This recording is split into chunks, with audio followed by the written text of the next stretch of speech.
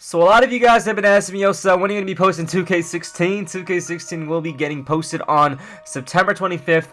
Friday. It's midnight for sure. You know what's going down. So as soon as I have the clearance to post 2K, I will be posting a whole bunch of 2K16. But until then, we have so much news to talk about, so many discussions, so many things to learn about. And today, 2K has revealed the top 10 power forwards, not small forwards, small forwards was yesterday. Top 10 power forwards for NBA 2K16.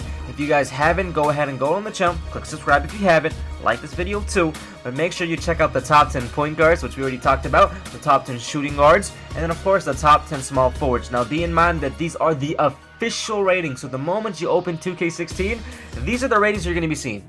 Alright, so as usual, we are going to be starting from the top, going all the way down to the bottom, and you're going to notice that the highest power forward that we have in NBA 2K16 is Anthony Davis with a 92 overall, and the lowest, but still made in the top 10, the lowest of the 10 is Paul Millsap, who is an 83 overall. Now you're going to notice one thing specifically about these power forwards compared to all the other power forwards, all the other positions in the league. We haven't got to centers yet, but I'm talking about the point guard, shooting guard, small forwards, is that the ratings for these players are really high. We have a lot of high rated power forwards in NBA 2K16, which is a cool thing, right? Deserving as well. I mean, look at this list. This list is stacked. We got a stacked list, bro. We real talk got a stacked list, but it is time to start talking about this list. So at number 1, we got Anthony Davis, who is a 92 overall. Now, no doubt, I do feel that Anthony Davis should be the highest power forward in the game, or at least one of the highest, which he is. No doubt at all. Why? Because what he did last year was absolutely crazy. He's definitely going to be an MVP contender this year. He absolutely killed the game. He had some crazy games. That game winner he had was amazing. But I do feel that a 92 overall might be a little bit too high, because that's basically putting him over Kevin Durant in terms of the ratings. That's putting him above, Chris Paul and whatnot. I do love Anthony Davis, and I understand that the rating system right here is, parallel to the greatest power forward, if that's how it is. But nonetheless, I do feel like a 90 would be sufficient. But nonetheless, TheRealSTG, I am happy to see that Anthony Davis is the highest power forward in the game. So I give Mike a lot of respect for, giving him the recognition that he deserves, because he is a monster. Next up, we have Blake Griffin. Blake Griffin is number 2. He's an 88, and I love Blake Griffin, bro. I'm happy to see him have a nice rating in this game, and I'm telling you, I got to play with Blake Griffin, and this guy is not human. He will dunk, and he will jump, and he will do a lot of crazy things over anybody's eyes. Doesn't matter who you are. Very happy to see Blake Griffin at an 88 overall. He definitely worked a lot. He definitely worked very hard. He definitely has been killing it recently. His post game has gotten so much better. So Blake Griffin, 88, much respect. LaMarcus Aldridge, who is now going to be playing for the San Antonio Spurs. I didn't get to play with the Spurs, but I'm happy to see him get the recognition he deserves as well. 88 overall, definitely an amazing power forward. He can do a lot of crazy things. Very, very crafty. He has that mid-range shot on lock.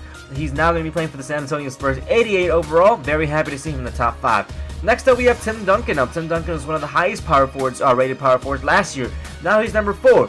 But he's still in the top 5, and you got to give Tim Duncan respect. 87 overall, definitely did work last year. I have a lot of respect for him. But I do feel that an 87 might be a little bit too high when we are talking about the person after him, who's Paul Gasol. Paul Gasol's an 86. I love Tim Duncan, bro. So much respect. But for a season that Paul Gasol had last year, bro, when he absolutely went ham, led the league in double-doubles, all-star starter for sure. He literally had multiple, over hundreds. He has so many 20-point games and above, bro. He had a 40-point and above game too. He literally had a crazy season. I would at least think that Paul Gasol should at least be 87 with Tim Duncan, not a little bit lower. I understand that Tim Duncan's a beast, and what he's done in his entire career has been amazing. But then, in which case, Kobe Bryant's rating would be higher too, right? If we're basing just on last season.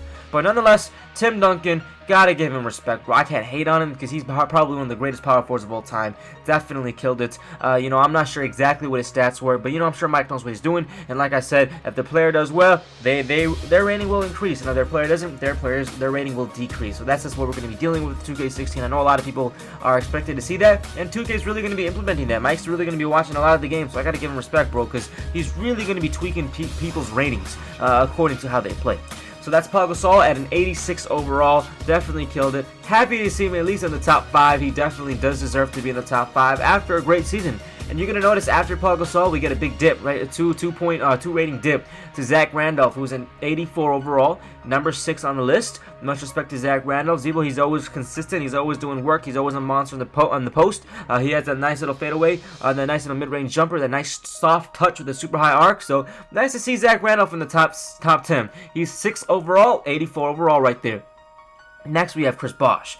Now, we do know, unfortunately, Chris Bosh did suffer, he suffered an injury, if you will, or he had to, the lung thing or something, right? He had to miss the season, and it was really unfortunate because he was coming off to a huge start. I had him in fantasy because I thought he was going to kill it. One of the most highest paid players in the NBA last year, will obviously continue, and, I got to give him respect, bro. Obviously, Anthony Davis probably number 1 now, but yeah, Chris Bosh definitely killed it, 84 overall. I do honestly think he is going to increase. I think he's going to work his way up to a higher rating. I guarantee you that for sure. With D-Wade and him, but no LeBron James, you got to carry off because he didn't play last year much, right? You got to carry off. No LeBron James now. He's definitely going to have a big role. He's going to lead the team in scoring for sure, unless D-Wade or Winslow or something kills it. But that's what I'm guessing. Kevin Love 84. Obviously, if this was Minnesota, his rating would be higher. But since last year, with Kyrie Irving on the team, with the emergence of Thompson, LeBron, obviously his rating had to take a hit. Now if obviously Kevin Love has to do a lot of work this year, right? If Kevin Love could do work, his rating will increase, but nonetheless, him being an 84 does not mean he's not going to be able to shoot threes. He's going to be knocking down threes in this game. He's still going to be getting rebounds, but, 84, top 10, that's Kevin Love for you right there. He's still in the top 10. My boy Dirk still in the top 10 after all these years. Gotta give respect to Dirk Nowitzki, man. So much respect. One of my favorite players in the NBA. He's still going to be shooting. I didn't get to see his shot, but I hope his shot has gotten better. I got to play with him. Remember that wager I had with Stacks? His shot was just super slow. I hope they kind of just fix it a little bit, make it a little bit more smooth. But I got a lot of respect for Dirk, bro. Obviously, he still has a lot in the tank. He's a beast, man. He's a Hall of Famer for sure. One of the greatest, overseas players in the NBA history. So I got to give my respect to Dirk. A lot of respect, bro.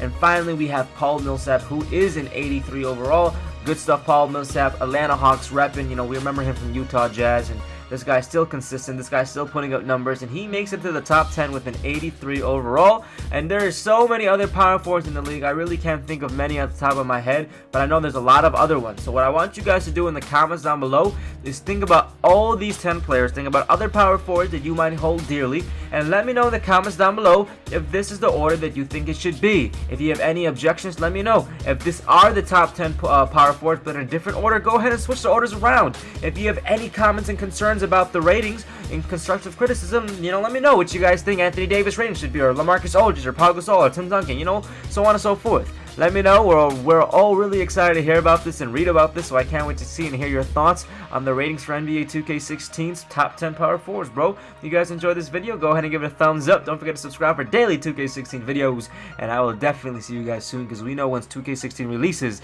we are going to be going ham.